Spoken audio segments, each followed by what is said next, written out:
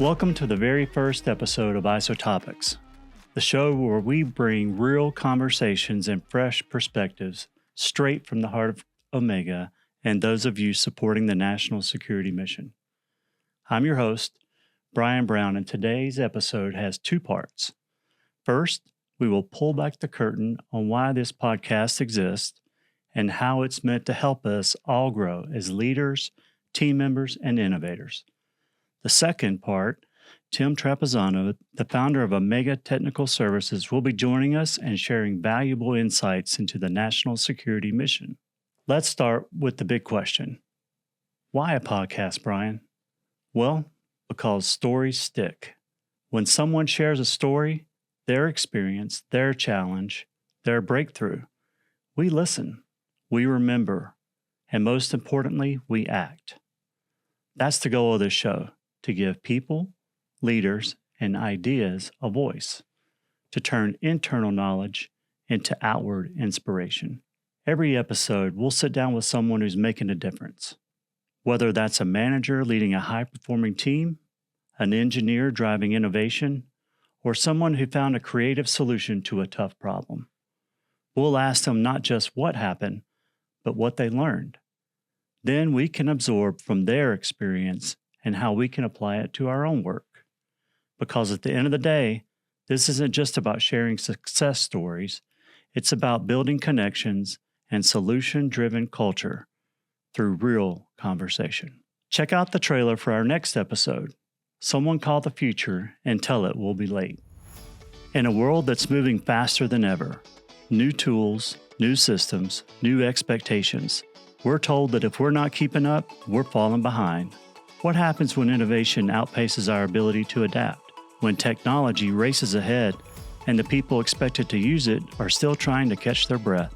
What happens when the knowledge gap between evolving talent and a maturing workforce feels less like a bridge and more like a canyon? In this episode, we'll explore the tensions between ambition and adaptation, between moving fast and moving right. This is a candid conversation about what it really means to be future ready. Not the buzzword version, the human one. We'll unpack the myths around digital transformation. We'll talk about why delay isn't always defeat, and why sometimes slowing down is the most strategic move you can make. You'll hear practical ways to build resilience when everything feels like it's accelerating. Now, here's where you come in. We want your stories, your insights, your wins and lessons learned. IsoTopics is a platform for people to share what's working, celebrate achievements, and spark new ideas. Every day, thousands of Americans wake up and go to work knowing that most people will never know their name, never see their face, and never hear the full story of what they do. Their mission isn't fame, it isn't politics, it's protection. And when they do their job right, nothing happens. But nothing happening doesn't mean nothing was done. In part 2 of this episode, we're talking about the nuclear mission you don't see through the lens of someone who owns a company that experiences it every day. Joining us today is our inaugural guest, Tim Trapezzano, founder of Omega Technical Services, a subcontractor supporting Department of Energy and Department of War. Well, I have to be honest, I had to condense your resume and bio quite a lot, Tim. So how I got down to one page of a minimum, I don't know. But joining us today, Tim, thank you for coming out. I'm going to just cover a little bit about your background here.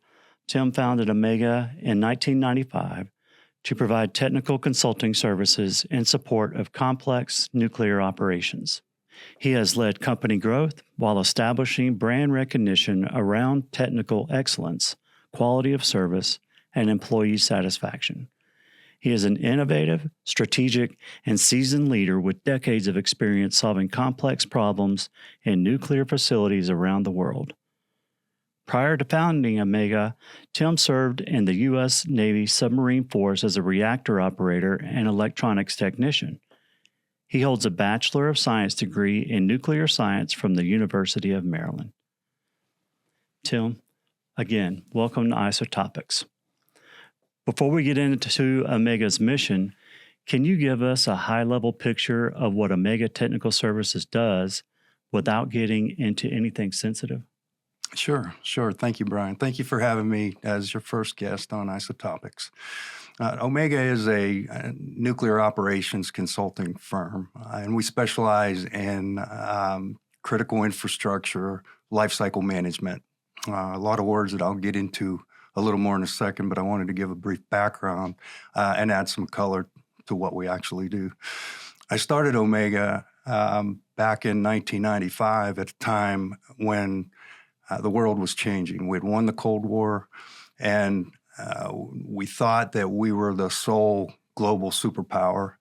As a result, we started downsizing, not only within Department of Energy, but in other areas such as the military. We might recall in the mid-90s when we had base closures.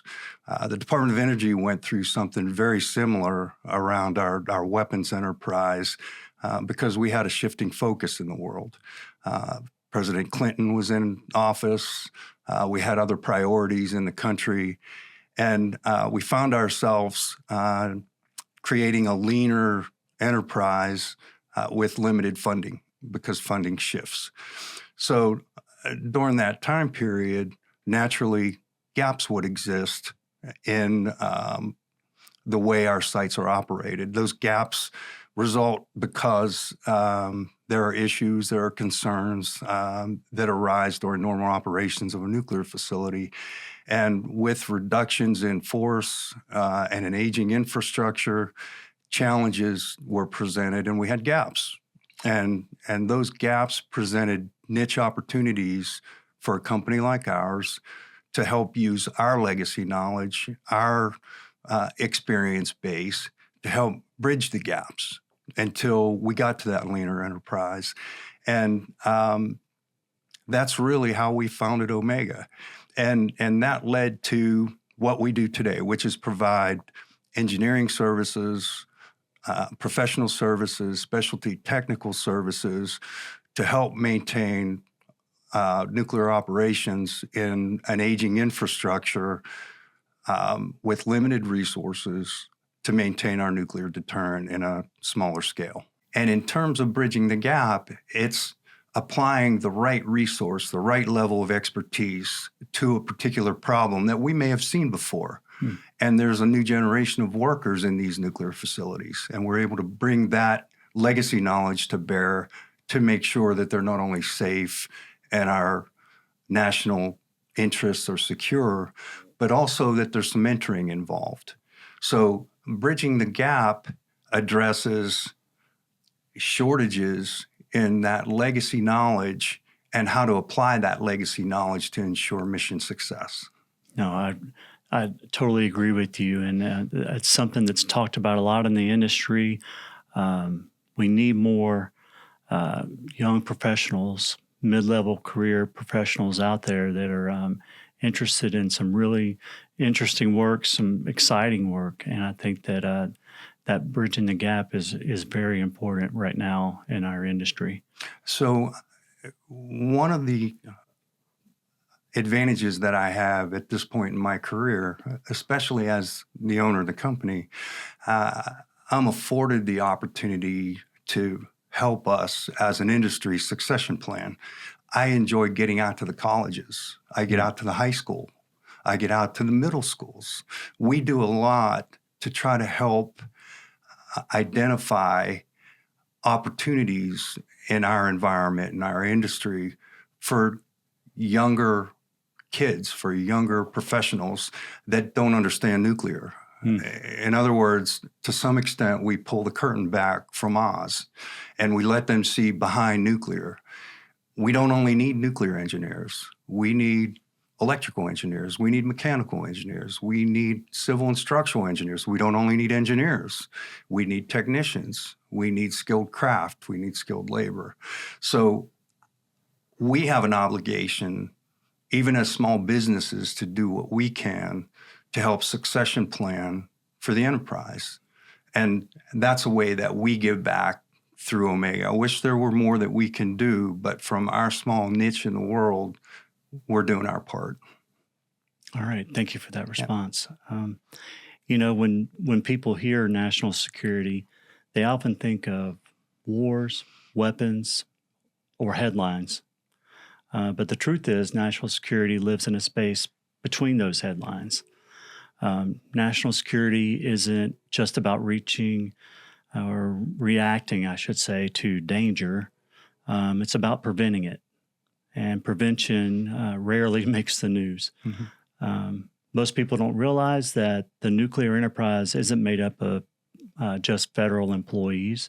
It's more like an ecosystem. How critical are subcontractors in this ecosystem to keep the system running? Sure. Great question. I think the best place to start is how the Department of Energy actually operates its nuclear weapons sites.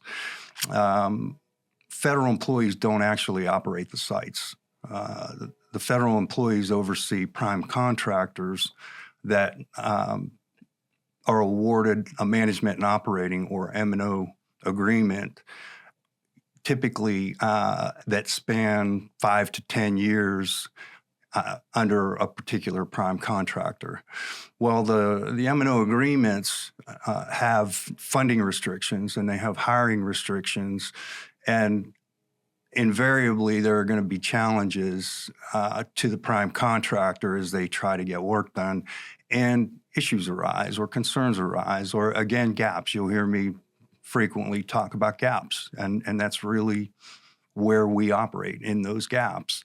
So the prime contractors have needs from time to time for specialty expertise, specialty knowledge, legacy knowledge. This happened in the past. How do we fix that? What they'll tend to do is rely on subcontract support, second-tier subcontract support from companies like ours that are trusted resources to help them in times of need. An example of one need might be a short-term project. As I said earlier, we have an aged infrastructure. Some of the facilities that we operate in are 70 years old. They date back to the Manhattan Project. So when there's a short-term project need and a prime contractor has to react to that, it's hard to hire a long-term employee for short-term contract or a short-term project. The prime contractor will rely on a company like ours to bring in a temporary resource or provide a temporary service to satisfy that need, and then it's done. It's cost-effective, it's efficient, and it's safe. It's a safe way to operate the facility. I'll give you an example. Critical infrastructure are all those different systems that you need to operate in a facility, and additionally, procedures and programs and people. Infrastructure means a lot of things. But in this example, let's say that there is an air system that supports a particular process, and that air system is aged and it needs to be replaced. The process is to submit requests to the government. The government will provide funding. It takes a little time to provide the funding. We don't know when the funding is going to show up, and then we're able to replace the air system. When we replace the air system, I don't have 6 months or 9 months to take it down and get it back up when we still have to get widgets out the door. We need to do it as timely and efficiently as we can do it and get it done and get production back up. So subcontract force will come in, and that could be a project engineer, that could be a project manager, it could be a design engineer, it could be a maintenance manager. Those resources that are necessary for a particular project will be mobilized by a subcontractor such as Omega, and we would bring that group in, execute, and leave, and production will start again. Omega's been providing these types of services for over 30 years around the weapons enterprise. Yeah, and congratulations on that 30-year mark. Thank you. Thank you. I'm looking forward to the next 30. That's great. Love it. Now, when we talk about national security in the nuclear space, it's different from other industries. There's zero tolerance for error. From your perspective, what does national security actually mean in day-to-day nuclear operations? In short, when we accept our security clearance, we take an oath to safeguard our national secrets, our nuclear weapons secrets.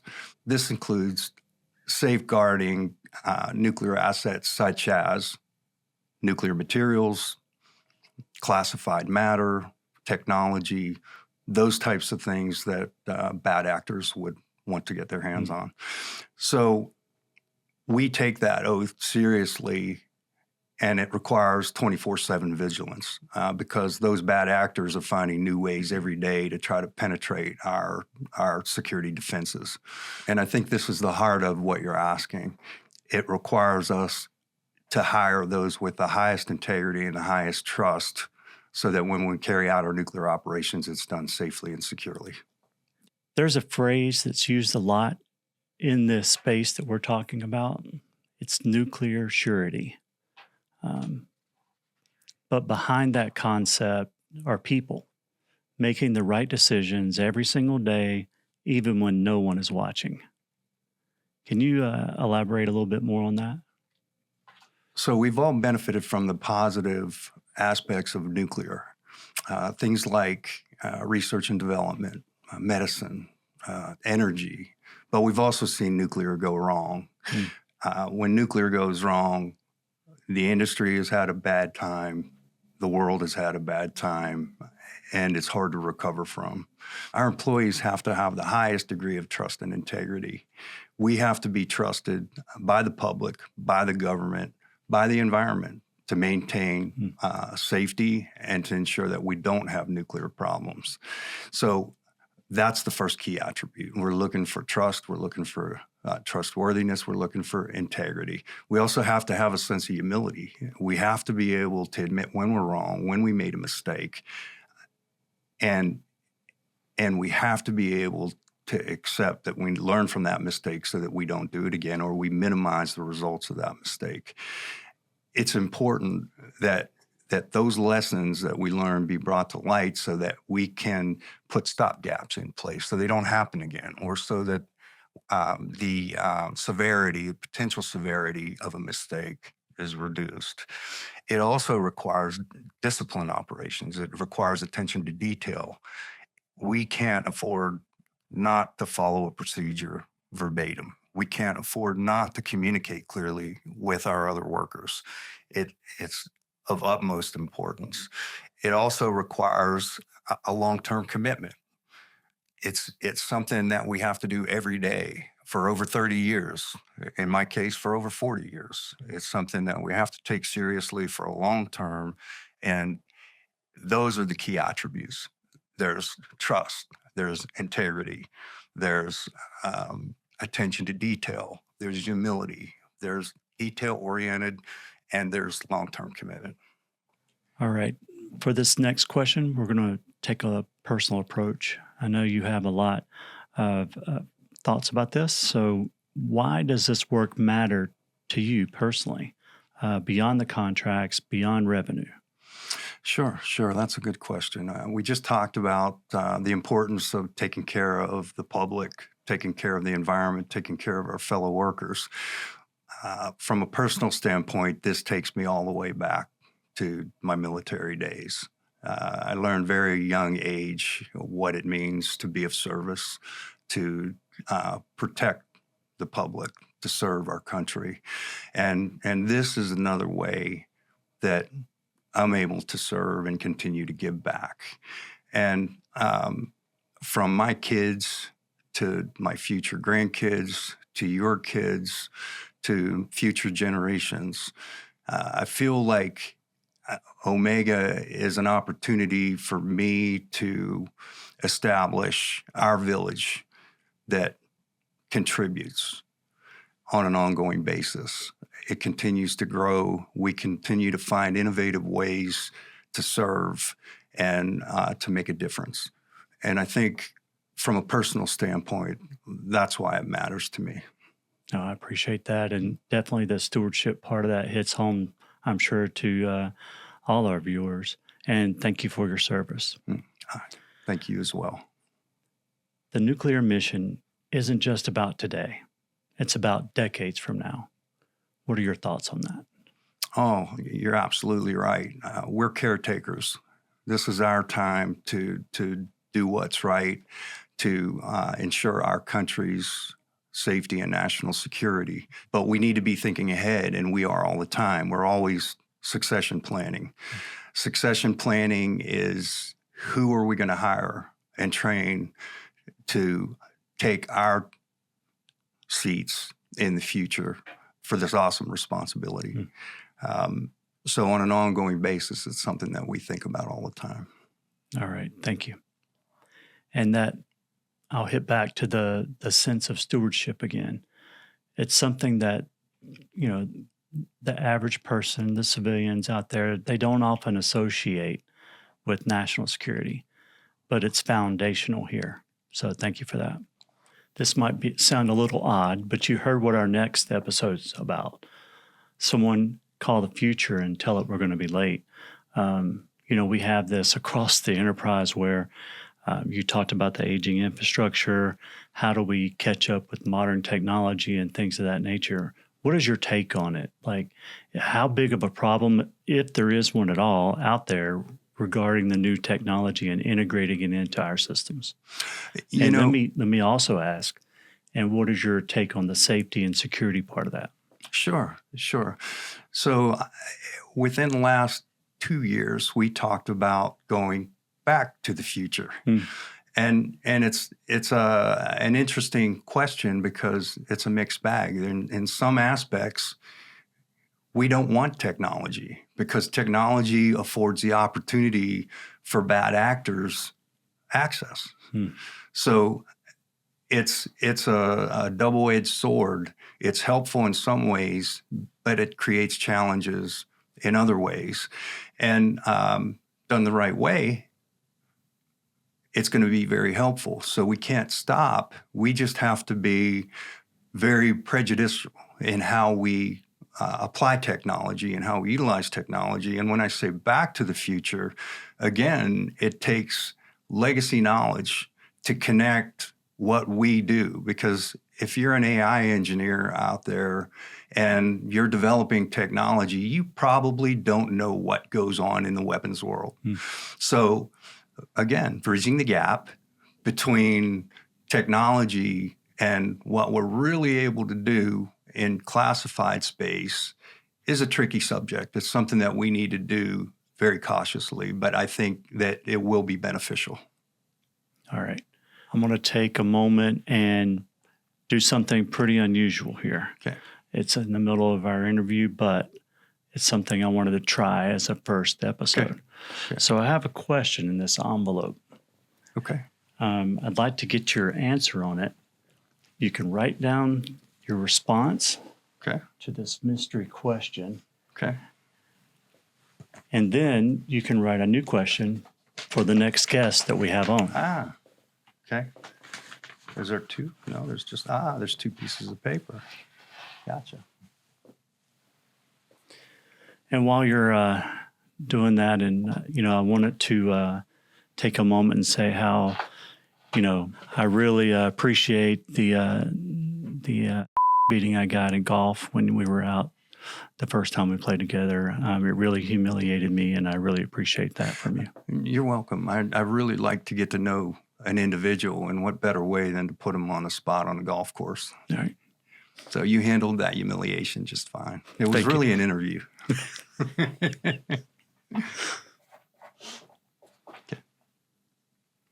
Awesome. Okay. All right. I appreciate that. And we'll definitely ask the next guest that question. And what are you doing with the answer? I'm going to keep it. And eventually on one of the podcasts, I will reveal question and answer for each person. So that I think that's going to be something little neat to go back and look at. Who asked this question? Oh, yes. Okay. Thank you again. I appreciate, you know, the ability to just chat with you about not only the industry, but about Omega Technical Services. your company's well thought of throughout the industry and has a great reputation. So to have you as the first guest really means a lot, and I know that the future guests will feel the same way. That we hit it off with a bang at the beginning, and they're going to try to carry through with your message. Well, thank you. In closing, I would say I'm very humbled. It's something that's taken on a life of its own, and it's been built on the shoulders of many, not one. All right. Thank you. If people take one thing away from this conversation, I hope it's this: America's nuclear security isn't upheld by institutions alone. It's upheld by people, by small companies, by quiet professionals who accept enormous responsibility about what they do without public recognition. Tim, I want to say thank you again for pulling back the curtain just a little bit to help us understand the mission and Omega Technical Services' impact in that. I'd love to have you back for another episode if you're up to it. Thank you for having me as your first guest. I look forward to being with you again in the future. All right. Thank you, Tim. Okay. Well, that's all for our first episode. So as we launch IsoTopics, here's my ask. Subscribe to our channel, like the episode, and share it with others. And if you have your own story to tell, big or small, reach out to us. Let's make your journey part of our shared story. Because together, we can make this more than a podcast. We can make it a movement, one conversation at a time. So once again, thanks for tuning in to IsoTopics, where we make podcasts rad.